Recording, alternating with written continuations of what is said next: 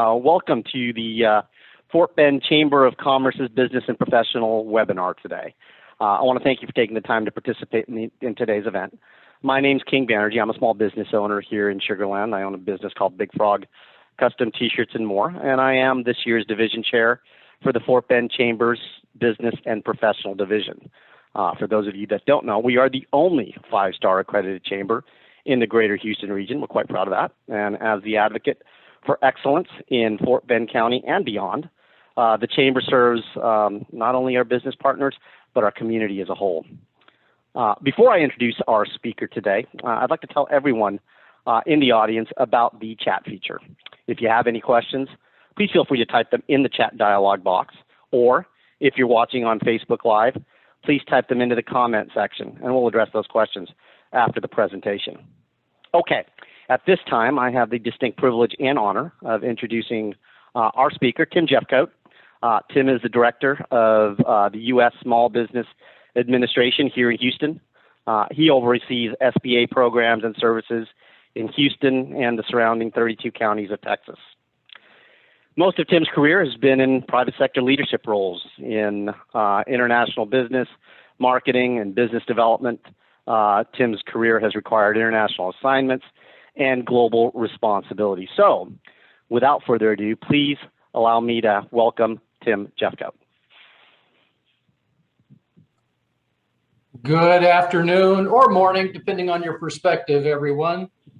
Here to talk to you about the kind of support that you can get as a result of the most recently act from Congress to help us through COVID. Next slide, please. Here's what we're going to talk about. I'm going to first explain to you where I got this information, because I promise I haven't made any of it up. It all comes from official documents. But there's mainly 5 things that we'll talk about.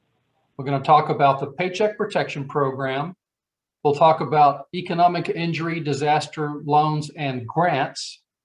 Talk about the Shuttered Venue Grant. And then a couple of things unrelated to disaster loans, but to our normal SBA business loans that might be really important for you right now. And then a recommendation on how you might be able to get some help with all of this. Next page. This is where this came. Very top of the page, we list the Economic Aid Act, also known as HR 133. That is the source for most of this. Just to remind you of your high school civics class, when Congress passes an act and the president signs it, then it goes to the agency, in this case, the SBA, and we put it into action. So the part there on guidance sources are official documents by the SBA that implement this act and bring it to life. Next slide.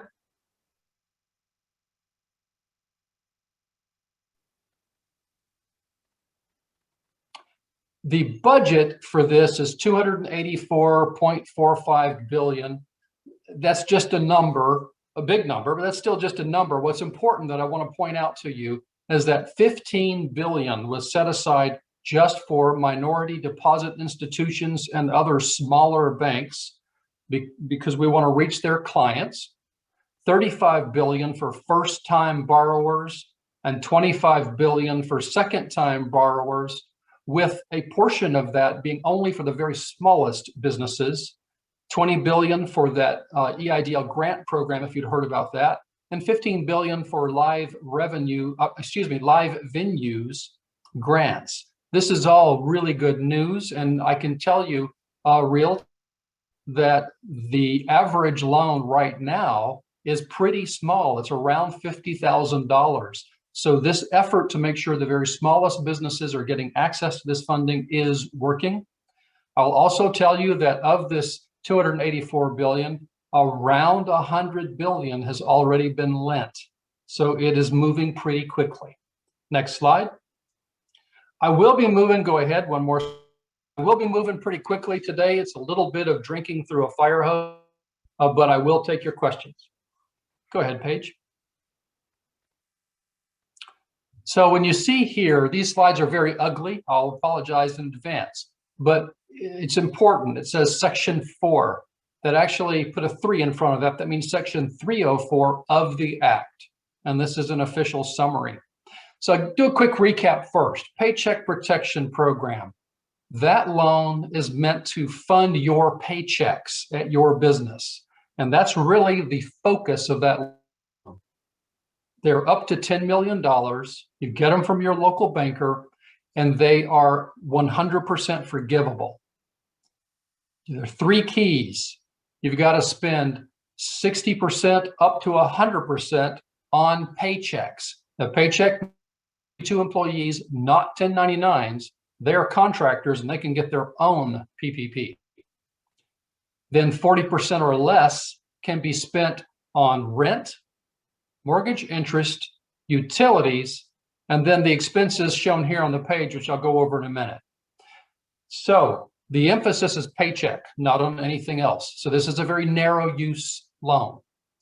And then the third key to making sure that you get forgiveness is you need to maintain your workforce. So the number of employees, full-time equivalent employees you have, and pay them at least 75% of what you were paying them last year.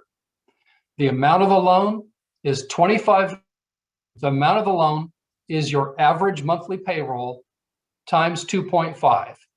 And that's either based on your payroll in 2020 or 2019. So really straightforward. The application is very simple. And again, you do this with your local banker. So what has changed? What changed is now you can pay for some operations expenditures such as software, cloud computing, human resources, and accounting. You can pay supplier costs if the supplies are essential to your business and you had a contract for them before you took out this loan. It covers protection expenses for your workers so that they can work safely. And it can cover property damage costs that I don't think we have to worry about in Houston. That's if there was a public disturbance, damaged your business, and your insurance didn't cover it. So this is all really good news that you're able to use this in a broader way. Also, at the bottom of the page here, we point out that you get to choose when you get on whether you're going to spend it in 8 weeks up to a 24-week time period. So which choose 8 weeks, 10 weeks, 15 weeks is up to your business and its needs. Next slide, next page. Group insurance payment is part of your payroll, so you would include that. It's circled in red there, very important.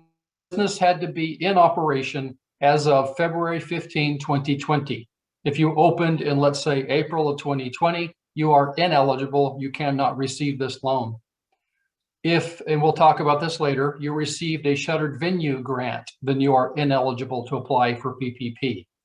And then the stuff at the bottom of the page really just says, if you are a business that applied for PPP previously and chose not to receive that loan, or you paid it back right away, or you only received part of what you were approved for, then you now have the ability to go back to that same banker and tell them, I want to get that loan after all. And you should be able to do that. Next slide. All this says two things. I'll start at the bottom of the page, is that publicly traded companies are no longer eligible. You may have heard about some publicly traded companies getting PPP loans in the early days last year. Well, that is, so publicly traded companies are no longer eligible. And the top of this page just points out that nonprofits called 501c6s, which is like the Fort Bend Chamber, are now eligible for a PPP loan. Next slide. And FCC broadcast station license holders, so those are typically TV and radio, as well as newspapers, are now eligible, and that's new. Next slide. So let me stop for a second and take a breath. I know that's a lot of information.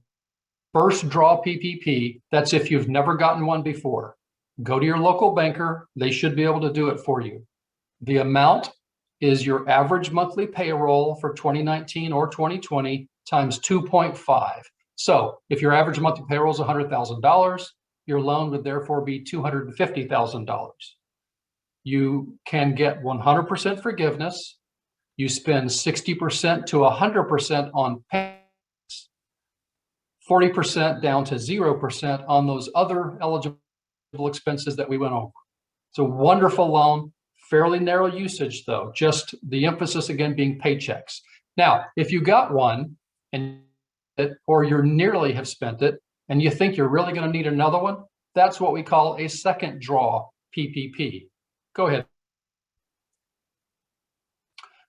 And for a second draw, those are up to $2 million. You must employ fewer than 300 employees. You are using or have used your first PPP. And then the most important thing here, you've got to show your banker that you 5% reduction in revenues when you compare 2020 to 2019. And now that can be any quarter. You can do a quarterly comparison. Let's say, for the sake of argument, that Mr. Banerjee can show that in Q2 of 2020 compared to Q2 of 2019, his revenues were down 30%. Then you qualify. There are some people that are not eligible at the bottom of the screen. If your business is primarily engaged in politics or lobbying, if you are affiliated with the People's Republic of China, a registrant under the Foreign Registration Act, or if you've received that Shuttered venue grant, then you are ineligible. Next page. So these are the three ways you can document that 25% reduction in gross receipts. I mentioned the quarterly financials. The second, a lot of people have essentially a cash-based business. I'll give you an example of an Uber driver. Uber drivers receive a steady flow of payments to their bank account from the Uber folks, their share of each fare. So you can take your statements, which becomes the official record of your income, and you may have to annotate those to show what is income and what isn't. And then you can use those bank statements to justify the 25% reduction. Or if you have been in business for both years, 2019 and 2020, you can use your annual tax returns. And on those tax returns, you can show whether you have had a 25% or more drop in gross receipts. So you've got three ways. It doesn't have to be all three. It can be any one of these. Next page. And the very busy slide. I know you're going, oh my God, Tim, what are you showing us here? Just look at the bottom, the very last one called DD. Take a look at that. If you are somebody that was not in business in 2019 or all of 2019, and you're mainly in business in 2020, as long as you started February 5th, this says is you can compare the quarters within 2020. And what it specifically says is compare the first quarter of 2020 to the others. Point being, if you are a relatively new business and you can't do that multi-year comparison, that's okay. You can still qualify. And that gives you an example of one of the ways that you can show you qualify for that reduction in gross receipts. Next page. A lot of stuff here. I'll point out what's really important. In green, that's the important part on the entire page, right there at the top. If you have a accommodation or food service business, then you can get a loan that's 3.5 times your average monthly payroll, as opposed to the normal 2.5 times. If you're unsure, if you're in that category, actually don't look at what's on the side of the screen. That's the wrong URL. I made a mistake, sorry. You want to go to the Census NAICS page, NAICS. If you just Google NAICS, you'll see a census page. Go there, read about NAICS code 72. Caterers, I think, fit in there. There's all bed and breakfast. There's all different kinds of organizations that are in NAICS code 72. You can get 3.5 times. That's terrific. If you have multiple locations, it can only be 300 per location maximum. You can only get one of these loans. You still have to spend it the 60-40 way that we talked about earlier. And I have folks ask me, who do I go to for my second draw PPP? Go to the same one you got your first draw. They've got your files. They should be able to do it pretty quickly. If you don't like them, or if they have chosen they're no longer going to do PPP loans, you can go to the SBA website, and on there we've got a list of over 200 banks that are doing PPP loans. Just go down the list, hit their website, And right there should be the information as to whether they are doing PPP or not. And usually, not always, the application is online on their website. Next page. Just a couple of quick, I'll start at the bottom in green. Everything that's been published on forgiveness still applies. So if you're up to date on all the forgiveness things, that hasn't changed. All of that still applies. And then I mentioned earlier how we put a real strong focus on underserved communities and the smaller, harder hit businesses. And as I said, we're really happy to say that that's working and that the money is flowing just as it was intended to flow. Next page. So that takes us through the second draw. I'll do a really fast recap. You've already used your first draw, or you're almost finished. Apply for that second draw. It's up to $2 million. Same 60-40 for spending it. It is 100% forgivable. Excuse me. And you would do that at your local banker, probably the one you've already used. And if you are an accommodations or food service business, then you may be able to do 3.5 times on your loan instead of 2.5. So now, next page. PPP forgiveness. There have been two things that are really important. The first, we have a super simple process for loans $150,000 and less. This is a one-page form. It is on the SBA website. And on that, you essentially fill out how much you borrowed and who you are. You promise and you attest, and this is a legal thing, that you spent it exactly the way you're supposed to. And with that one page, you should be able to go through the forgiveness process successfully. Keep in mind, you do have to keep records, and we may come to you at some point and say, we need to see your records on how you spent this loan. That's possible. So if you want to learn more about forgiveness, then you want to go to my website, SBA Houston. We do at least 2 forgiveness webinars every week, and we go into great detail. If you want to learn more about PPP loans, we do that at least twice a week, and we go into a lot more detail to make it easy for you to apply for that PPP. Now, the bottom of the screen, it says, if you got that Eidl grant, some people got those last year, then the CARES Act required us to subtract those from your forgiveness. That has been repealed. That is no longer the case. And if you are someone that applied for the Eidl grant, received it, applied for forgiveness, and it was subtracted, then we're going to make you whole. We're essentially going to send that money to your bank for them to apply on your account. Next page. And then go one more. The economic injury disaster loan ended at the end of last year. Next slide page. That program restarted in early January, and it's now going through the end of this calendar year. So that's good news.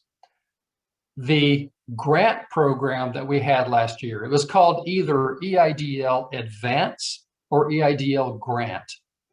A lot of people applied for those and never received anything because we ran out of money. The funding for it was depleted. Another thing happened. A lot of people applied for that, and we started scaling those grants so that it was a $1 grant per W-2 employee. So if you had 3 employees, your grant would be $3,000. Well, what we're doing now, and it has already begun 3 days ago, we are emailing the businesses that applied for this previously and either did not get the grant or didn't get the whole grant. As long as they are in a low income area, we are emailing them and inviting them to come back and get the grant now. You will have some things to do. You're probably going to have to authorize a income tax transcript. You're going to have to provide some revenue information, because we're going to need to know that you have been economically injured by COVID in order for you to qualify for the grant. But that has already begun. Go to the next page. So this is what a low-income community is. If you applied already and didn't get the grant because we were out of funding, or You got partial grant. We will be emailing you, and there are two aspects to this definition of a low-income community. First, and this is from the Internal Revenue Service, poverty rate of at least 20%, or the median family income doesn't exceed 80% of either the statewide or metro-wide income level. And this is within a particular census tract. So if you think that's you and you applied for this, then you should be hearing from us. And even though I said it started 3 days ago and you haven't heard from us, don't worry, that it's probably going to happen if you're in a low-income tract. And we will be soon, we'll have a public-facing tool that you can go to, enter your information to find out if you are in a low-income area. So this is all great news, more money flowing to the folks that need it the most. Next page. So now go ahead to the next page. We're going to talk about the Shuttered Venue Grant. So $15 billion has been put into this grant fund. $2 billion of that set aside only for the smallest shuttered venues. And that's those with 50 full-time employees or less. You have to show at least a 25% reduction in income qualify. And this is meant for people that operate live performance venues. So whether this is a music venue or dramatic arts, or it's the opera, or it could be a museum, it could be or it could be a talent representative that does work with these kinds of folks. So for those performing arts venues, the grant is up to $10 million. If you spend that and you still need more, you may apply for a second grant, and it will be up to 50% of the first grant. So a theoretic maximum of $15 million. Here's the way it works. This program has not started yet. It will start soon. I don't know when soon is, but soon. The first 14 days, only the venues with a 90% or greater loss of revenue will be funded. After those 2 weeks, we move to the folks that have 70% or worse impact on their revenue. And only once those are taken care of, the rest, everyone that's under 70%, have the possibility to receive one of these grants. They're kind of like PPP in that there's a fairly narrow range, but it's broader than PPP because it does include the typical expenses to keep that kind of business running. So your utilities, paying for your personnel, those day-to-day expenses. So if you're interested in the Shuttered Venues Grant, or if you know someone that should be interested in the Shuttered Venues Grant, we do 2 webinars a week. I actually do them myself on the Shuttered Venues Grant. And then next week, we're going to have a special Q&A session just on Shuttered Venue. If this is you, right away, you got to do 3 things. You got to do your analysis of your revenue to see if you qualify. Then do your analysis of your full-time equivalent employees and see if you fit into that under 50 bucket. That'll be good if you do. And then third, you're going to have to create an account on a government website called SAM, S-A-M. That will take you up to 10 days, maybe even 2 weeks. So you don't want to be at the last minute applying for this grant and then finding out we can't give you the money because you don't have a SAM account, and then the money will go to someone else. So those are the things we cover in the webinar. Go ahead, page, next page. Okay, go one more. So everything we talked about so far is on the disaster lending. Now what I'm talking about is SBA business loans. Here in the Houston area, every year, we guarantee over $1 billion in loans for small businesses to start and grow. So we got some good news here. If you have one of those loans, which are generally called 7A, 504, or micro loans, then we are going to be making your payments on your loan for you. Starting this month, we're going to do that for 3 months, capped at $9,000 per month. So if you have a loan $9,000 or less with the that's guaranteed by the SBA, we will be paying that for you for the next 3 months. Now that also assumes that your loan was in status, meaning that you have been taking care of that all along. If you are in those hardest hit sectors, such as, but not limited to, food service, arts, entertainment, recreation, education, laundry, or personal care, you may be eligible for 5 more months. So a total of 8 months of us paying your loan payments for you, capped at $9,000 a month. So that's outstanding news. But let's take it a step further. What if you are a business that's basically doing okay? You know, maybe your revenues are down from last year, but you're solid, doing okay. This might be the time to buy some new equipment, to purchase a building for your business, maybe to purchase one of your competitors. The perfect time to go after a regular SBA business loan. If you go get an SBA loan this, what we call fiscal year, which goes through September 30th, then we will pay 6 months of that new loan on your behalf, once again capped at $9,000 per month. So that's wonderful news. Go ahead, 2 pages, Paige. There you go. And more good news. Those SBA guaranteed loans have what's called a guarantee fee with them. So you pay a special fee to get that loan. All those fees are waived. You don't have to make those payments. And then there's even more good news. And that good news is we are incentivizing the lenders to make these loans to you. That first line on 26 says we increased to 90% loan guarantee. Here's what that means. If Mr. Banerjee went and got $1 million loan, then if the worst thing in the world happened and he could not repay that loan, SBA will pay 90% or $900,000 of that loan, so that the bank's only risk is $100,000 or 10%. So the bank has a lot of incentive to go make as many of these loans as they can, because they are nearly risk-free to the bank. So this is outstanding news. If you are doing okay, been thinking about some expansion, or maybe you've been thinking about going into some new markets that will require working capital for you to get into those markets, or you want to buy a competitor or buy a building, this is a good time. Let's take that example of buying a building. That can be a 25-year loan up to $5.5 million, with 40% of that loan at a fixed interest rate. And right now, interest rates are at a historic low, and you'd fix that rate for 25 years. Just a wonderful time for that. So you or anybody you know is in this situation, they should look into this. We do 2 webinars a week in my office. Like I'm selling webinars, don't I? But I'm not, honest. We do 2 webinars a week on this exact topic, how to go get this kind of capital for your business. Let's go ahead, 1 more page, and then 1 more.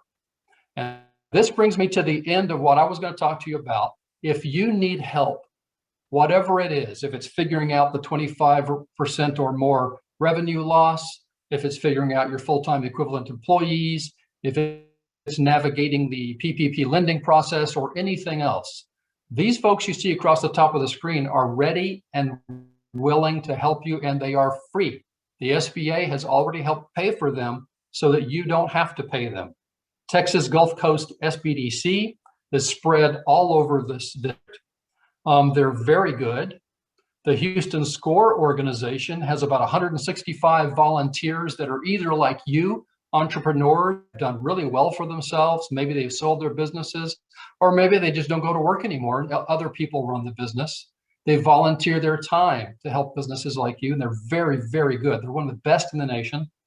And then the Women's Business Center, we actually have 2 of them. One of them is not ready to help you yet, but the Women's Business Center is also very competent. The lady that runs that Women's Business Center, Shirley Brooks, is she's actually a Fort Bend County resident, I believe, and she is an ex-banker, and she understands all of this well. Between the 3 of them, 250 folks to help you with anything your business needs at no charge. You just go to those websites, tell them you need help, and they connect you with one of their counselors or mentors.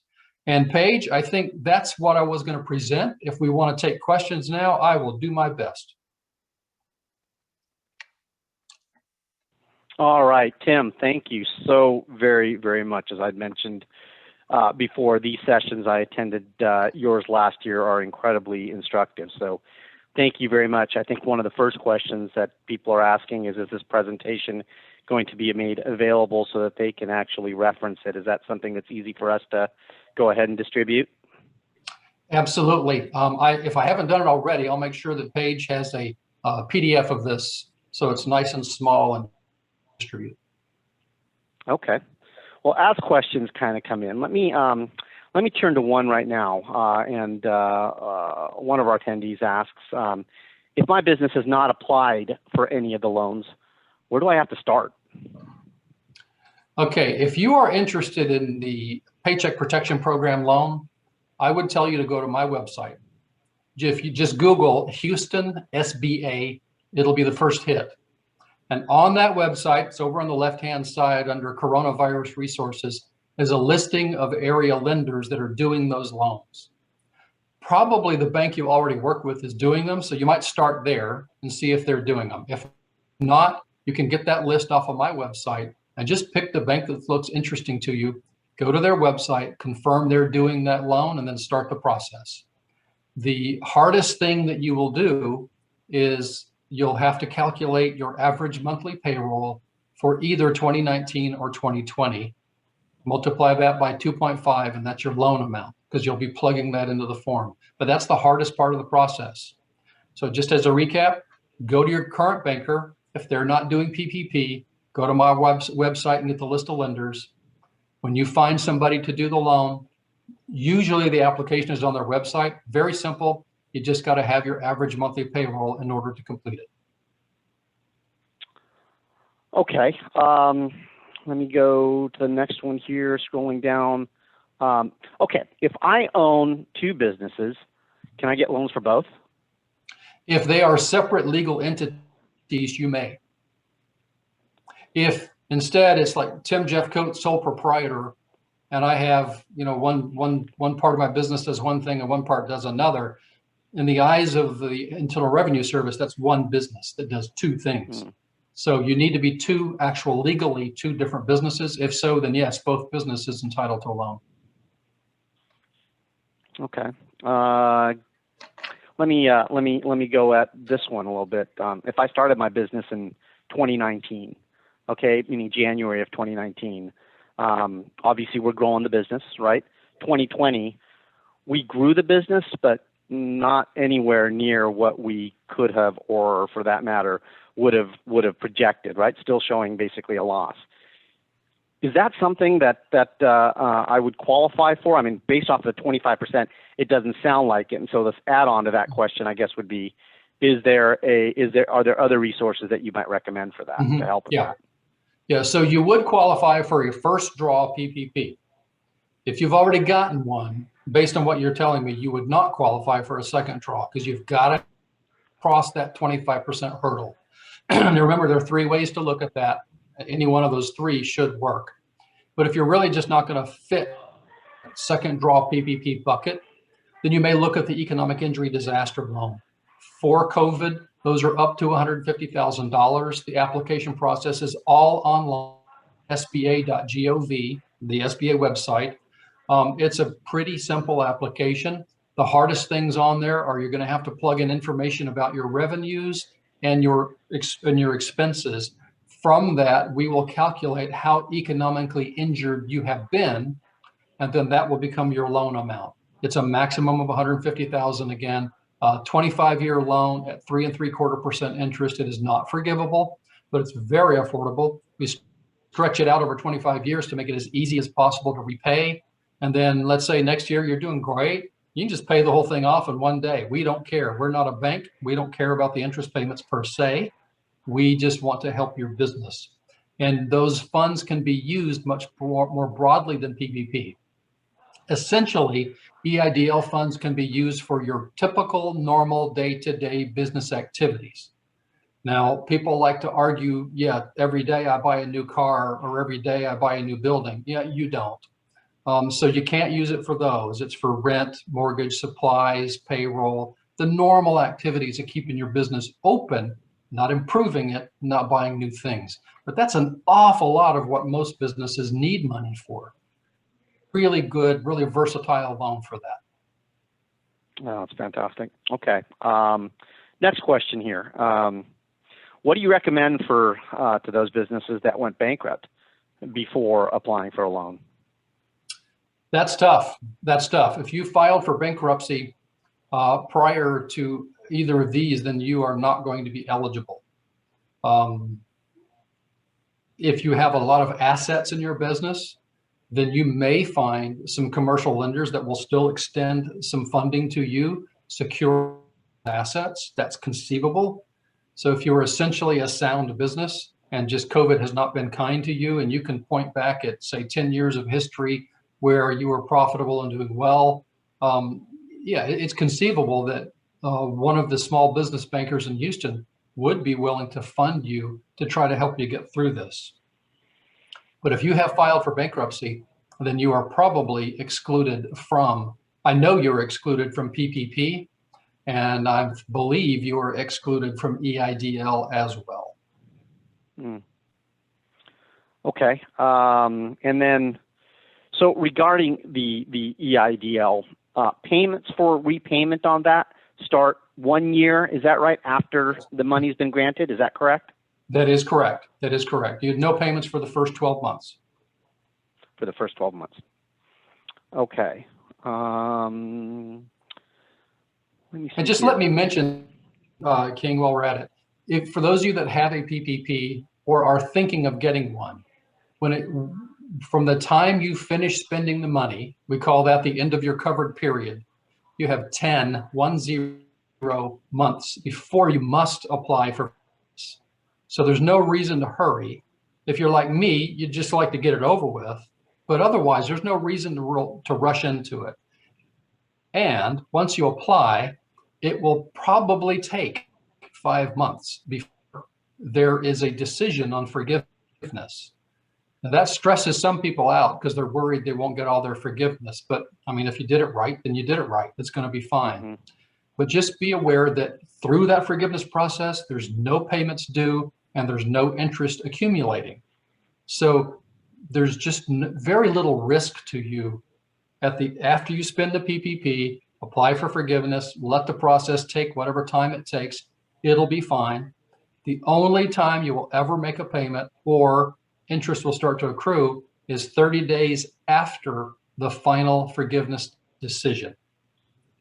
And that will be in the future. So just to clarify that, there seems to be a lot of confusion. People are thinking that interest is accumulating or that for some reason they should be making payments, but that's not true at all. None of that occurs until after your forgiveness is concluded. That's great. All right. Let me continue to scroll here. Let's see. Okay, Tim, what do you recommend for those businesses? Well, no, hold on. We talked about that. You may have stated this before, but where can nonprofits, 50C13 seek funding? Yeah, 501c3 is eligible for PPP and EIDL. So you can access both of those sources of funding.